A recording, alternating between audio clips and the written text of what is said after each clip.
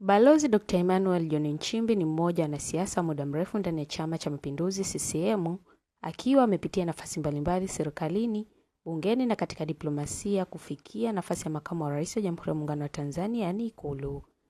Nchimbi alizaliwa Disemba 24, 1977 mkoani Mbeya. Katika maisha yake ya kisiasa aliwahi kuwa mbunge wa Songea mjini na baadaye kushika nafasi mbalimbali serikalini ikiwemo naibu waziri wa habari, utamaduni, sanaa na michezo kabla ya kuwa waziri wa mambo ya ndani ya nchi.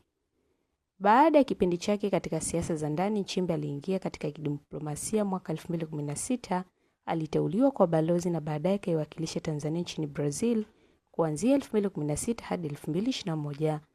Miaka iliyofuata alihudumu pia kama balozi wa Tanzania nchini Misri kati ya 2022 na 2023. Safari yake ya kisiasa ilipata sura mpya aliporejea katika uongozi wa juu wa CCM na baadaye kufikia nafasi ya makamu wa rais wa Jamhuri ya Muungano wa Tanzania.